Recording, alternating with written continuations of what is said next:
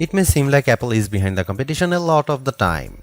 The company appeared to be slow to developments like widgets, bezel-less displays with camera notches and screens with high refresh rates. And with the iPhone 16 Pro, it appears to once again be late to the party, bringing generative AI features and a real button for the camera to its 2024 flagship.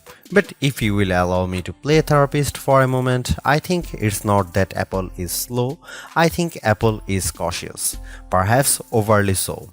Caution on its own isn't a bad trait, in fact, it could be considered thoughtful rather than rushed to the cutting edge with its peers. Apple delivers, usually finding a slightly different approach that is often an improvement on what's out there. Just look at the Vision Pro headset or Apple Silicon, or even the iPod, the iPad, and the AirPods, which were far from the first of their kind when they launched. I am getting deja vu. Looking back at my review of the iPhone 15 Pro, I see a picture of that phone and its predecessor lined up by side to show just how much thinner the bezels are. Apple has once again trimmed the borders on its flagship phones, but while doing that enabled it to reduce the handset's size in 2023. This year it allowed the company to cram in larger screens without much change in footprint. The iPhone 16 Pro and Pro Max displays have increased in size from 6.1 inches and 6.7 inches up to 6.3 inches and 6.9 inches respectively. Both handsets have grown ever so slightly too, by just under 1mm in width and about 3mm in height.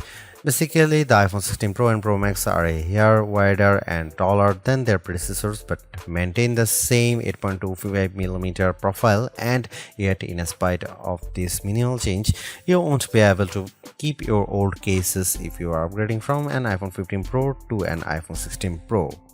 Not only would the cases not quite fit, you'd also need something with either a cutout or a sapphire crystal and conductive layer to be able to use the new camera control. Of course, Apple sells compatible cases, as do some third parties like OtterBox, so you have plenty of options. I have spent most of this year's hardware review season remarking how Samsung and Google's flagships feel like iPhones, and I have now reached a strange inception point.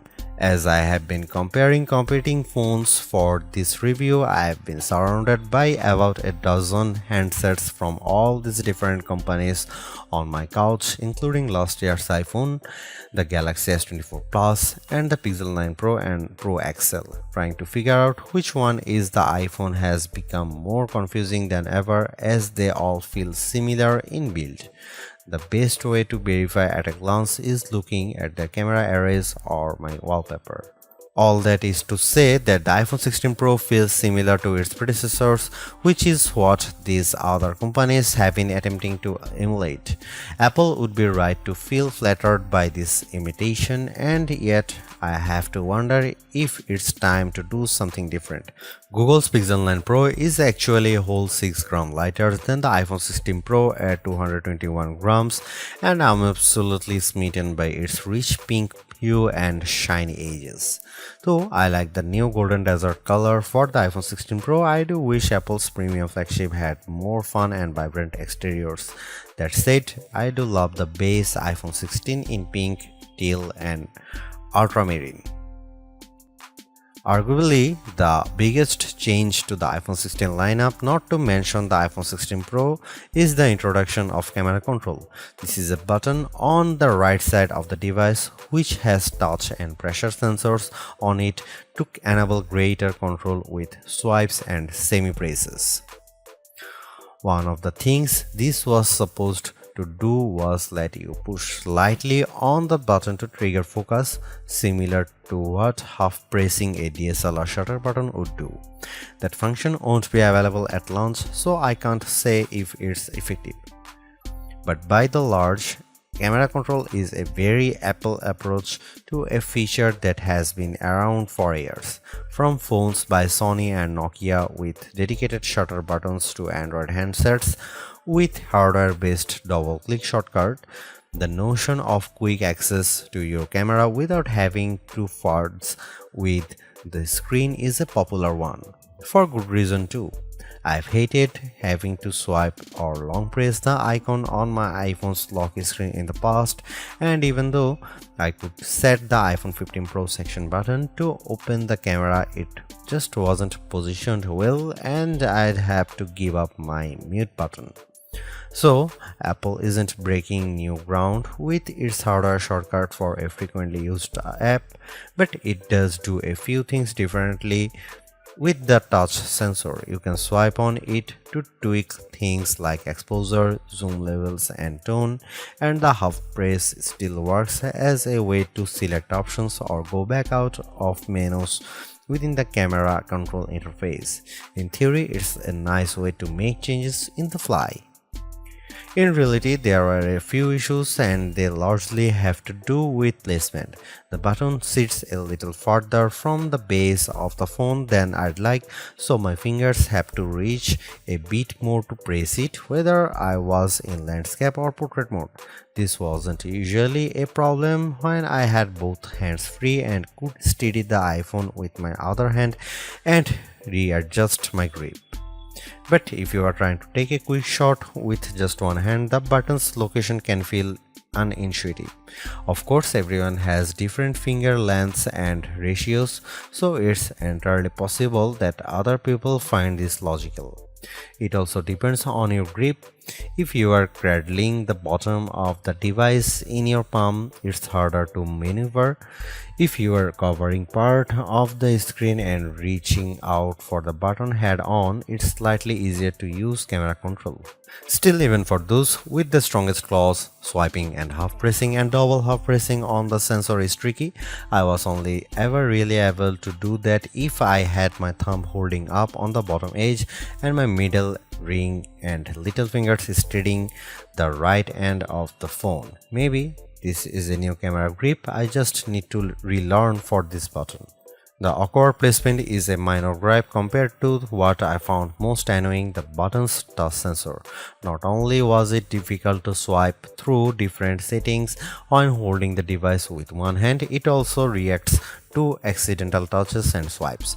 Sometimes the phone would slide down my palm and change the exposure or zoom level, completely ruining the vibe. I should point out that you can go into accessibility settings to either tweak or swipe sensitivity or turn it off altogether if it really bothers you. Honestly, if you are planning on making adjustments with camera control, it's best to have time, patience, and both hands free.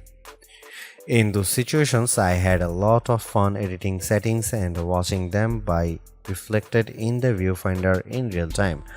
I also liked zooming in and out of subjects, decomposing a shot and tweaking exposure till I liked what I saw before then pushing down to snap the picture. I especially loved this while recording video since it makes slowly zooming in or out of a subject smoother than using the on-screen slider. Even if you are not a glutton for buttons, there are still some camera updates that might intrigue you. This year's flagships sport what Apple calls a 48-megapixel fusion camera, which has a faster quad-pixel sensor. This enables what the company describes as zero shutter lag, which is wording it has used repeatedly over the years. In this case, it's referring to how quickly the camera will capture a shot after you press the shutter button.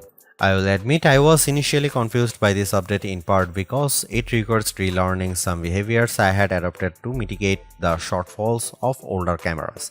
Basically, the iPhone 16 Pro's cameras are now so fast that when I asked someone to throw something so I could capture it in motion to see how still the images were, my shots ended up being of the person holding the object. Our video producer and I were very confused, and it wasn't until the zero shutter lag concept was explained clearer to me that I got it.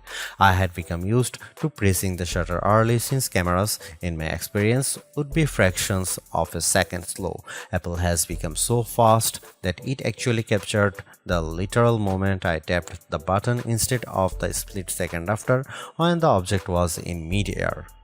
Depending on your mood, the new photographic styles can be fun or serious. Apple's tweaked the built-in camera filters to not only offer more options but give you greater control. Due to how the company has refined its processing each year, there is also an improved depth map captured when it detects a face in the scene. This combined with a greater focus on color science around skin tone has led to what might be my favorite new iPhone 16 feature. Whether I shot them in portrait mode or not, photos of people what I took using the iPhone 16 Pro were a dream to edit. Simply switching between the standard, natural, luminous, quiet or ethereal styles already resulted in improvements to be colors and shadows, but I could also tap on each thumbnail to across the new editing touchpad and drag a dot around. This let me more precisely tweak the hues and contrast levels, and an additional slider will let me adjust how warm the image was.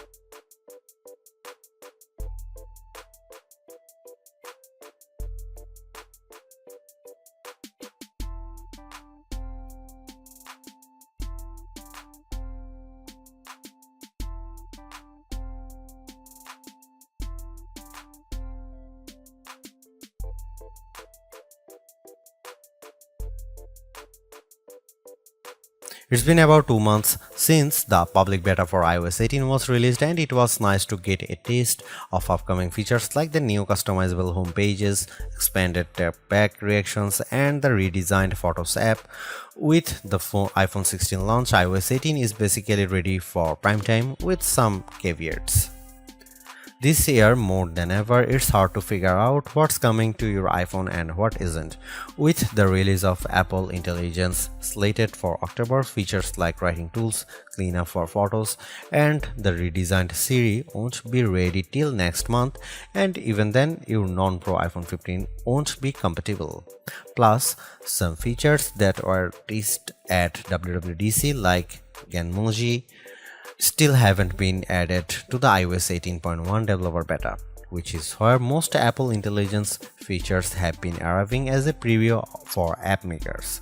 Within the iPhone 16 lineup too, there are things coming only to the Pro models like multi-layer recording in voice memos. It's confusing and can make choosing your iPhone a trickier decision, but for this review at least, the iPhone 16 Pro and Pro Max are getting everything. I cannot wait to try out multi-track recording in voice memos, and I hope Apple sees this yearning as a sign that it should bring this to more devices. It was nice to get time with iOS 18 even in the absence of Apple Intelligence. Honestly, I'm not even sure I'd like those features that much. In a similar way, Gemini AI was nice on Pixel 9 Pro series but didn't feel like must-haves. Some of the new iOS 18 touches I noticed immediately are the refreshed control center, which took some getting used to as I had to relearn how to swipe back to the home page since there are more pages to scroll through now. I especially enjoyed seeing the new little chat bubble appears on my voice recordings, indicating that a transcript had been generated for them, and though I haven't exchanged messages with Android toting friends yet, I'm glad to see RCS support is finally live this week. Though I was excited for the new custom routes tool in Maps, I struggle to actually create them. You can set your start and end points and have the app close the loop for you or just tap landmarks or points on the map to get the route to basically connect the dots. Unfortunately, no matter how many times I tried to get the route to cut through a building where I knew a pedestrian walkway existed, maps reinstated me at every turn, forcing the route to go through more established paths instead. It's not unreasonable, but certainly not the open world route creation feature I was envisioning. The best thing about iOS 18 and also some new features in the iPhone 16 lineup is the customizability. I do appreciate that if you don't like something, you can usually turn it off. With the new ability to place apps outside of a rigid grid, you can now lay your home screen out just the way you like. The redesigned Photos app lets you create and pin collections so you can more easily find the pictures most important to you.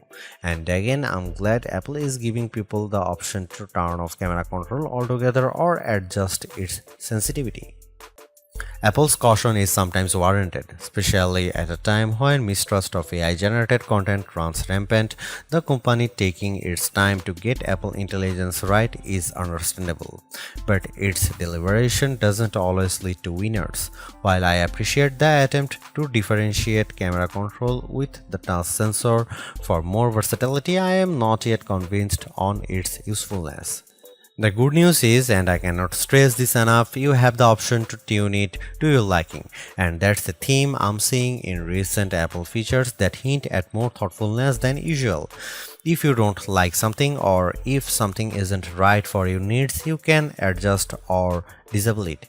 In iOS 18, you have greater control over your home screen's app layout and can pin custom collections for easier reach. In the Photos app, the action button introduced last year could have been a spectacular fail had Apple not let you still keep it as a mute switch, but it managed to give people more functionality while maintaining the status quo for those who are just as resistant to change. Change is scary, change is hard, but without change there is no progress. Apple's cautious approach is a tricky balancing act that's evident on the iPhone 16 Pro. Some new features like audio mix and custom routes in maps delivers mixed results, otherwise like photography styles are hits. Then there are the basic ingredients like good battery life and durable, attractive designs that Apple cannot neglect. The iPhone 16 Pro's subpar battery life holds it back from beating the competition, which is stiffer than ever this year, especially from Google. Luckily for Apple, most people who have iPhones are going to stick with iPhones. It's just easier. For those already sucked into the ecosystem, the iPhone 16 Pro are worth the upgrade from a model that's at least 2 years old. If you already have an iPhone 15 Pro, for the sake of our planet and your wallet, you might prefer to hold off on upgrading, especially since this year's devices aren't that much different.